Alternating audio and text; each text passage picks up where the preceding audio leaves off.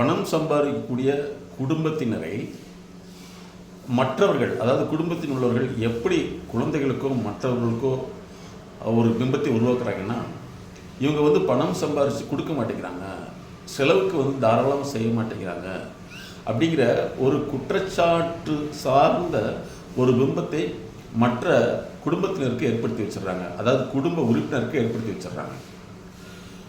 இதனுடைய விளைவு என்னன்னா, அந்த பணம் சம்பாதிக்கக்கூடியவருடைய அந்த பண அழுத்தம், பணத்தை சம்பாதிக்கிறதுக்கான எவ்வளவு உழைப்பு இருக்கிறது என்பதை மற்றவர்கள் குடும்பத்தில் உள்ளவர்கள் தெரிந்து கொள்ளாமல் இவரை ஒரு கொடுமைக்காரராகவே பார்க்கக்கூடிய ஒரு வளமை இன்று அதிகமாக வந்துட்டு இருக்குது.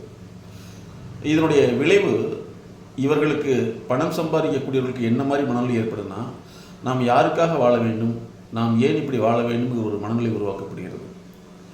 இதற்கு இன்னொரு மூல காரணம், இந்த பணம் சம்பாதிக்கக்கூடியவருடைய குடும்பத்தினர்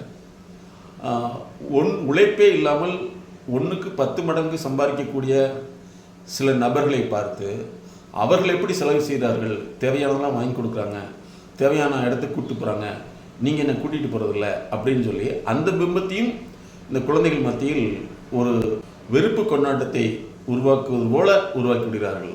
ஆகவே பணம் சம்பாதிக்கக்கூடியவர்களை பணம் சம்பாதிக்கும் ஆயுதமாக பார்க்காமல் அவர்களுக்கு பின் இருக்கும் உழைப்பு, அவர்கள் எவ்வாறு அதற்காக கஷ்டப்படுகிறார்கள் என்பதை உணர்த்தாத குடும்பங்கள் மிக விரைவில் மிகப்பெரிய பொருளாதார ரீதியான ஒரு இழப்பை சந்திக்க வேண்டியிருக்கிறது என்பதை விழிப்புணர்வுக்காகத்தான் இந்த பதிவை நாங்கள் பதிவிடுகிறோம். சரி, இதற்கு என்ன தீர்வு அப்படின்னா, இந்த மாதிரி குடும்ப நடைமுறை அமைப்பு உள்ளவர்களுக்கு எங்களுடைய MSK life clinic foundation family intelligence அப்படிங்கிற ஒரு தெரப்பூட்டிக் அனாலிட்டிக்கல் பேஸ்டு கன்சல்டேஷனை உருவாக்கியிருக்குது. ஒரு குடும்ப நபர்கள் சம்பாதிக்கக்கூடிய பணத்தை எவ்வாறு பணமாக பார்க்காமல் உழைப்பாக பார்க்க வேண்டும், அந்த உழைப்பு என்பது பல்வேறு அவமானங்கள், வேதனைகள், மனித சார்ந்த போட்டி பொறாமைகள் சார்ந்த சிக்கலின் விளைவாக, அதை சமாளித்ததின் விளைவாகத்தான் இந்த பணம் வருகிறது.